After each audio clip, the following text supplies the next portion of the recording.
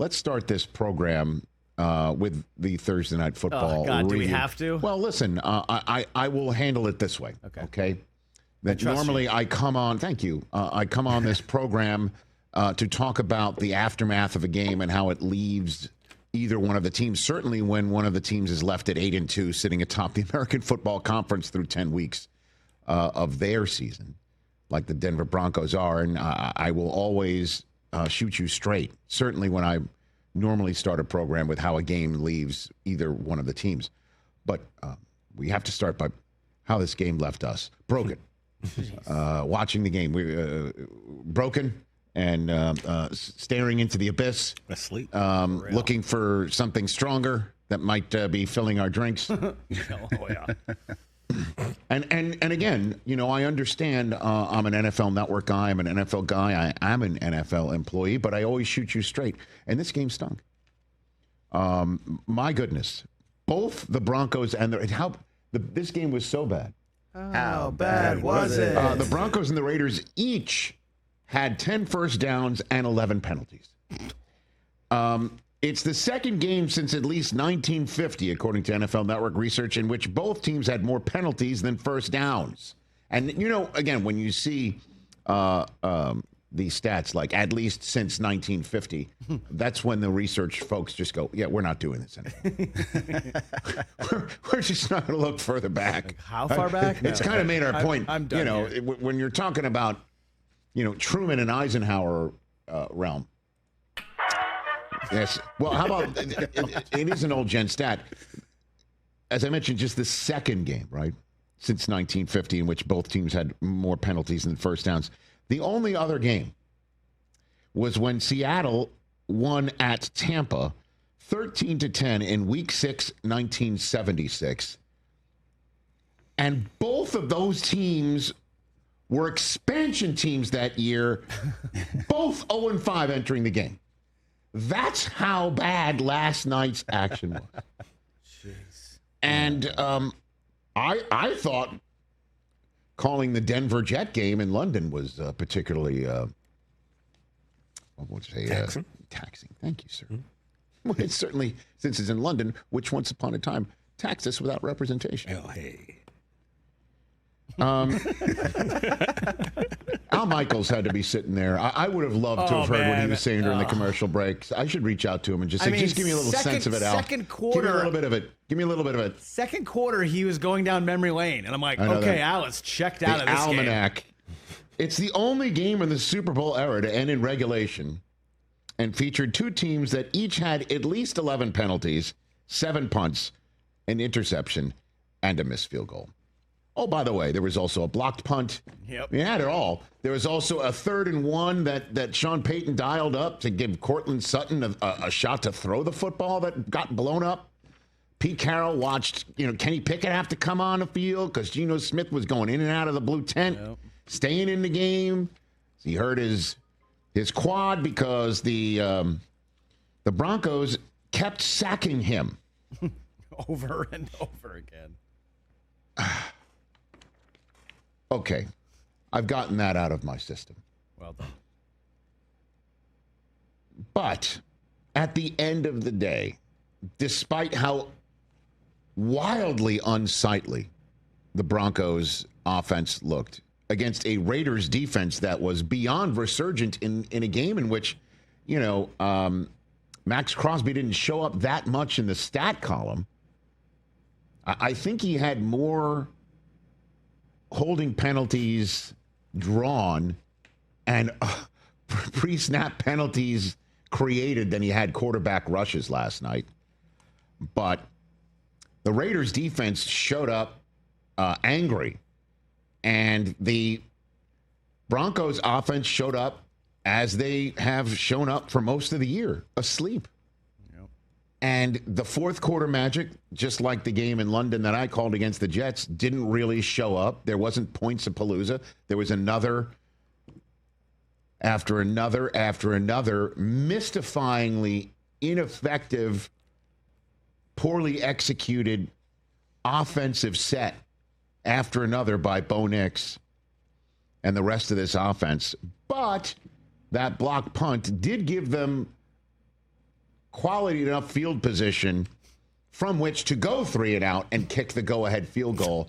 And the Raiders, despite getting terrific field position, because I guess it looked like to me Nix was throwing to Troy Franklin and Bryant got in the way, crossing in front of Franklin, because it looked like Franklin was ready to catch the ball, but Bryant had the ball sail over his head, and it looked like, Nix just missed another receiver over his head. No, he's throwing right to Franklin, who had Bryant sort of create a distraction. He doesn't catch it, unlike the only touchdown reception of the night for both teams. And the ball pops up in the air. Second interception of the night for the Raiders. And Carlson misses the field goal. And all the Broncos had to do is just get first downs, which, by the way, was a heavy task. Not easy. And I understand there was a heavy wind and the winds were gusting. And, oh, by the way, of the punts as well. The Broncos punter, man. What was happening? I honestly.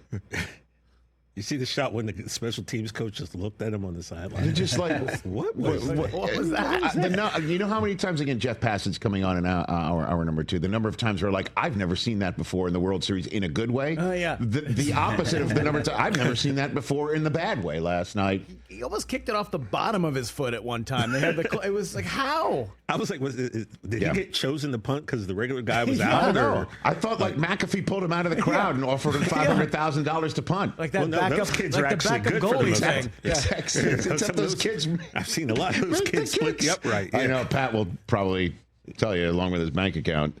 Well, at any rate, the Broncos win the football game is what I'm basically trying to say. Yeah, I know, right? And I guess you were looking at the standings. There's no pictures, and this doesn't at all. What's the word for it? Stink for the Broncos. They are a half game in front when the Colts now go to Berlin to take on the Falcons to kick off 4 windows of football, glorious for 4 windows of football on Sunday, and then the Patriots are at the Bucs for a big football game for both. And then there's the Bills in Miami at 6-2. The Chargers taking on the Steelers 6-3 versus 5-3 respectively. The Jaguars at 5-3. Broncos are sitting back just like the Chiefs. And guess what? They're 2.5 games better than the Chiefs going into this mini bye. And their next game is against the Chiefs. So one would think they'll have to improve offensively in that respect, but this doesn't sound like a quarterback who's won 8 of his first 10 games of the season. You got to stay level-headed. You got to understand that it is the NFL, and 7 wins in a row is hard to come by. So you're doing something right, but at the same time, you're also doing something wrong because there's plenty left on the table, I think. And between penalties and just some sluggish football, we're just not playing very good. And it starts with me. I got to be better, and then the rest of the guys will follow along. But we got to find some juice somewhere. We got to find something, and especially against a good defense like that, there's plays to be had. We just got to find them. Yeah, there were plays to be had. At one point, you could see, like Herb Street pointed out, didn't set his feet in that 3-and-out sequence after getting the block punt where Evan Ingram was wide open in the end zone. You could even read Nix's lips when he went back to Sean Payton to say he was wide open, and he just didn't reset his feet. It was just honestly, the whole thing, watching it, the players playing it, it was like a fever dream. It's one of those when you wake up and you're like in a sweat and your fever's broken, but the whole night you had these weird dreams. It was wild. And, the Broncos will eventually come out of this bye and take on Kansas City and any of the detractors out there, and there's always detractors. Tough time beating Tennessee in week 1, and then they lost 2 in a row in which they couldn't pull it out and should have. And then, week 4, that's when they destroyed Jake Browning. At Philadelphia, they had to pull one out of their orifice with an 18-point fourth quarter, but they did. They barely took care of a Justin Fields Jets team that we all know has fallen apart. And dismantled themselves. They had to pull one out of their orifice against Jackson Dart and the Giants. They took care of the Dallas Cowboys. I think that's their most impressive win of the year because they played start to finish complimentary football. They smoked Dak, and then they took care of that Dallas defense. Davis Mills had to pull one out of their orifice in Houston, and then we all saw last night when we were the ones pulling our own heads out of our own spots to try and watch this game. Yeah, this team gives me last year Viking vibes. Like they're going to go in the first round of the playoffs and just get absolutely worked. I don't know about that. Not if they're going to be at home. And again,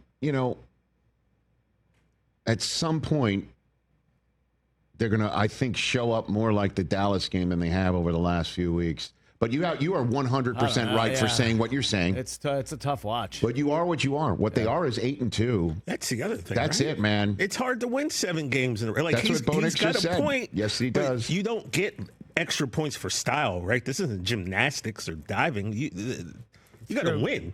Well, take a look at their remaining schedule. They're on a mini bye, and then they take on the Chiefs coming off a bye. We all know Andy Reid's record there, but they're at home to do that game. And then after the bye themselves, they're at Washington. Who knows? Jaden Daniels might come back with his arm. And a brace. Handing off, and a brace and handing off like Kurt Warner said he did with the same injury. By the way, the same week. Then they're, as you can see, at Vegas. Great. Home for Green Bay. That's a big game. Home for Jacksonville, at Kansas City, and then the game that, who knows, those last 2 games could be for the division. For sure. With the Chargers visiting in that final game. Oh, they play Christmas against KC. Wow. That's right. In Kansas City. That's a big one on Netflix. Yeah. So listen, bottom line is you are what you are, and they are 8-2. Last night was unsightly. Absolutely unsightly. Cooper was begging to have this. How change it? Yeah. Put on something else? I only wanted to play, MLB The Show. Yeah. And I kept telling him, dude, not only do I do this for a living, I got to watch this game. And on top of it, I have Nix and Sutton in one guillotine and Nix and J.K. Dobbins in another. And I'm just waiting for something to happen. Yep. And by the way, nothing did. At any rate, long story. That's right. There's still lots more football to be played this season or not. But Denver's 8-2, and they've got to be feeling really good about themselves. And all they got to do is root heavily for the Pittsburgh Steelers, and they're in even better position sitting on their mini bye with cushion. So there's all of that.